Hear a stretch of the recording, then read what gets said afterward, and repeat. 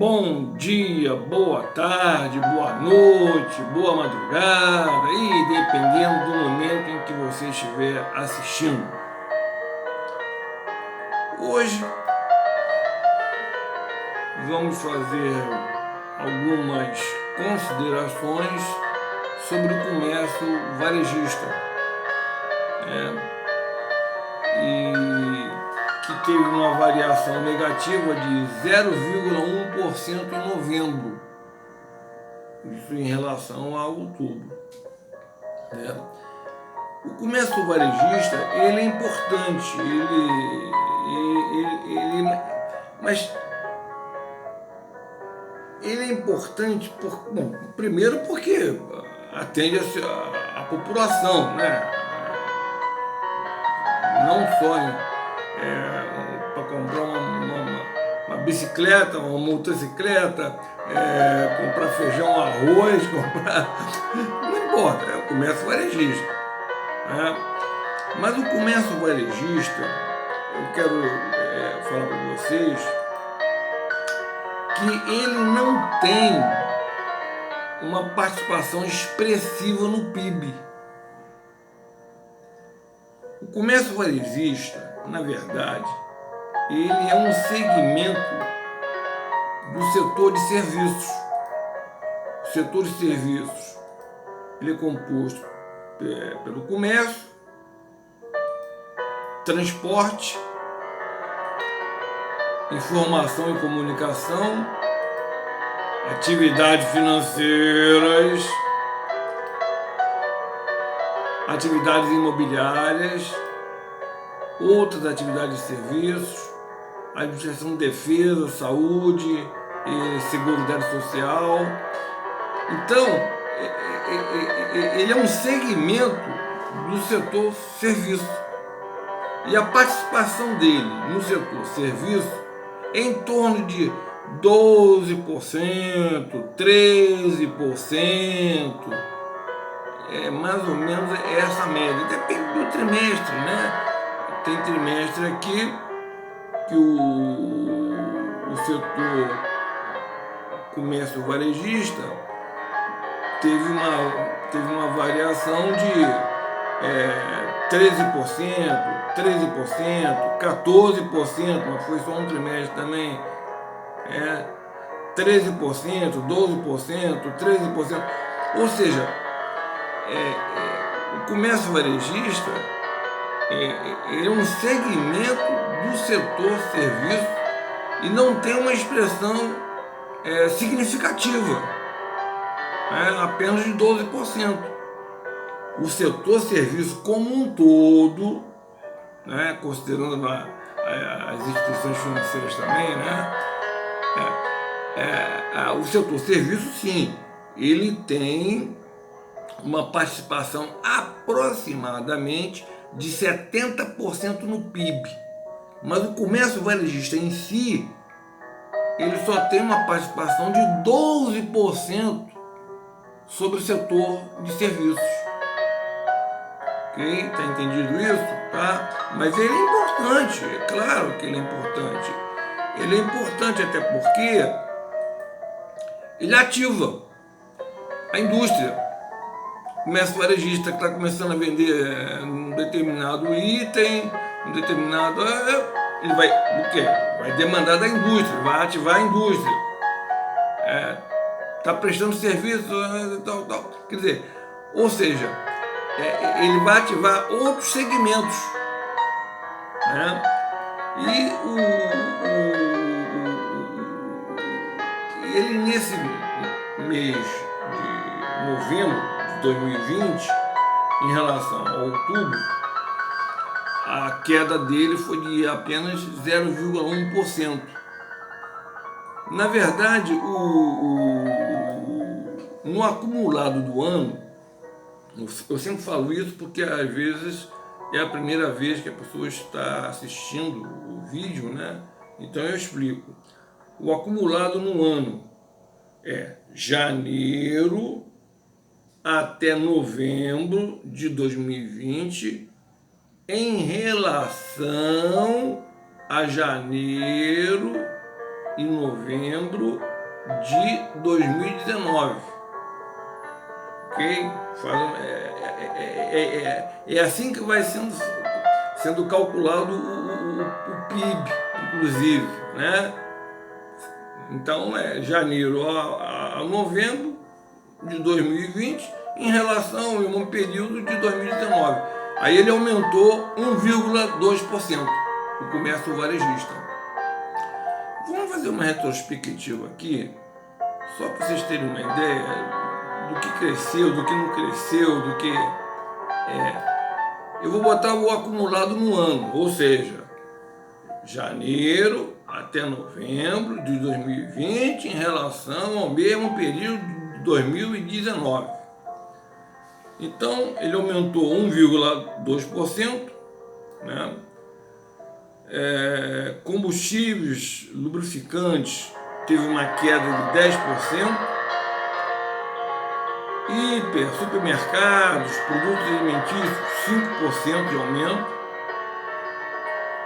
supermercados e hipermercados, 6,1%, tecido, vestuário, tem levado uma surra, 25% negativo, 25,1% de variação negativa.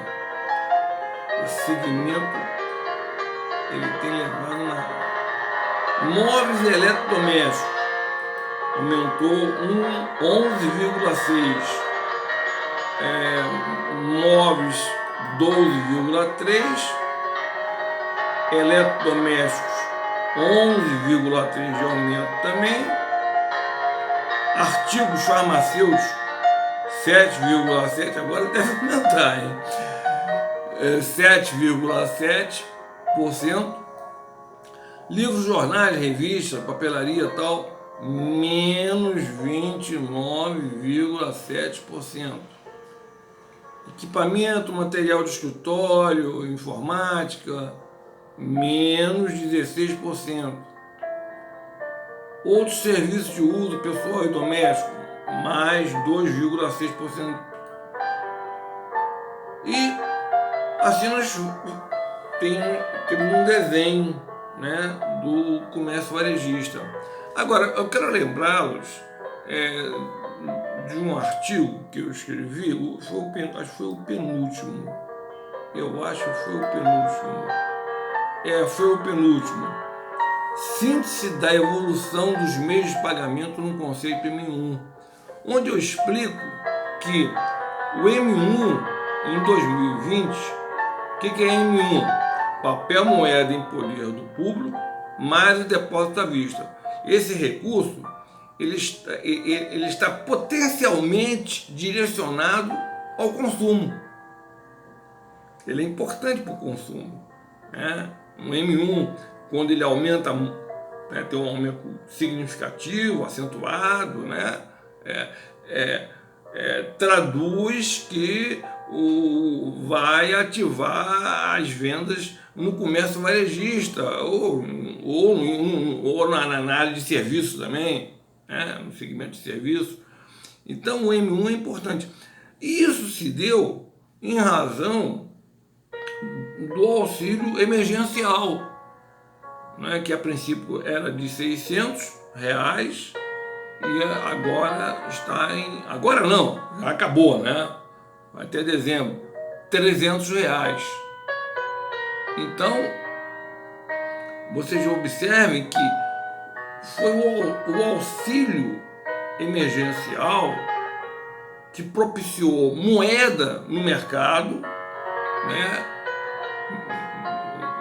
Meio de pagamento no conceito M1, papel moeda em poder do público, mais depósito à vista, né?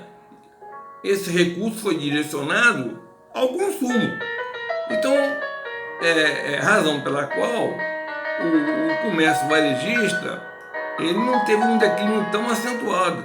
Porque, olha, a indústria, por exemplo, vamos ver aqui a indústria. A indústria teve uma retração de 5,5%, né?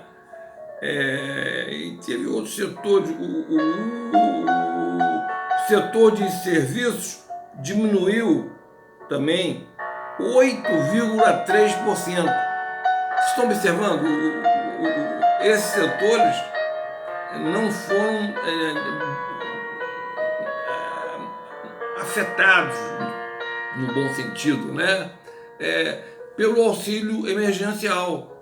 Poxa, só de ter uma variação no ano de 8,3%, o setor de serviços, né? E o setor industrial teve a indústria, né? Teve uma retração, né? De 5,5%, ou seja, diminuiu muito, né? Mas o setor comercial, né, o comércio varejista, ele conseguiu superar em termos, né, essa crise. Superar não é muito a palavra, não, mas pelo menos no período de janeiro a novembro teve um aumento de 1,2%, enquanto outros setores tiveram uma depreciação de 8,3%, como foi o setor de serviços. A produção industrial teve uma queda de 5,5%, né? Então, notem que o auxílio emergencial ele foi importante, mas é tal negócio. Agora ele acabou, né? É impossível o governo propiciar, né? Efetuar tantos gastos assim. Dizer que o governo tem conta deficitária, isso aí eu poderia dizer isso em 1980 também, né? Em 83, na época do Delfim Neto, né? 81 e 83, nós tivemos também recessão com o Delfim Neto, o Antônio Delfim Neto, que era o ministro da Fazenda, na época era ministro da Fazenda, e o presidente era o João Batista Figueiredo, né? Então, déficit o governo sempre tem. Esse superávit pode ter um superávit primário, mas quando você lança os juros que se paga aos nossos queridos, ilustres, né, amáveis, né, queridos, né, o que eu poderia dizer mais das instituições financeiras? Amorosas, simpáticas, caridosas, benevolentes, né? Quando se paga os juros às instituições financeiras, aquele superávit primário, aí você sim tem a dívida pública. O resultado primário até que... Porque no resultado primário você não está considerando os juros e a amortização, né, que são pagos às nossas queridas instituições financeiras. Queridas, gostaram? Queridas, né? Queridas, né? Querido, né? Então essa é a questão. Vamos ver agora o que vai acontecer, porque tem muitos dados preliminares, né? O próprio mês de novembro,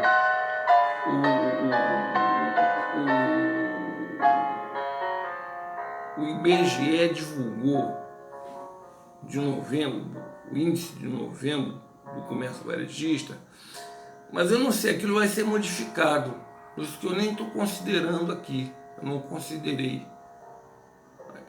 aqui no nosso estudo, né, em relação a 2014, em relação a 2012, né?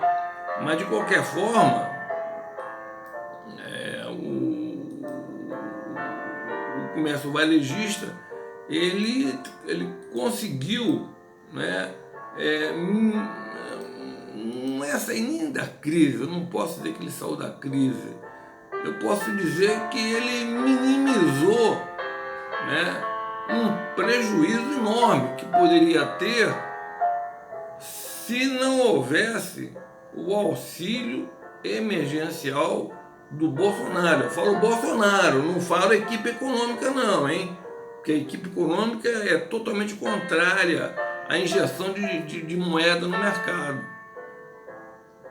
Por muitos motivos que um dia eu converso com vocês, né? Inclusive inflacionário. Tá? Bom, pessoal, por hoje é só. Então vamos dar parabéns ao comércio varejista, que pelo menos alcançou 1,2% de aumento, né, nesse período de janeiro a novembro, né, em relação ao mesmo período de 2019, 1,2% não é uma Brastemp, né? Desculpa a propaganda, né? A propaganda já não tem mais validade.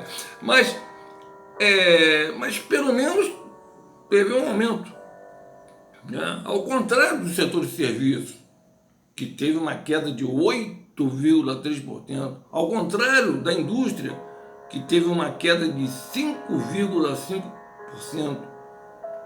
Então, essa é a questão. E ao contrário, até setembro também, né? De janeiro até setembro, o IBGE já indicou que o PIB declinou 5%. De janeiro a setembro. Tá? O IBGE já fechou isso. Né? Pode ter revisão, sempre tem, né? Mas 5% de janeiro a setembro é uma queda grande. Uma queda grande. Né? Pessoal, muito obrigado, muita paz, muita saúde, muito discernimento aos nossos dirigentes, discernimento aos dirigentes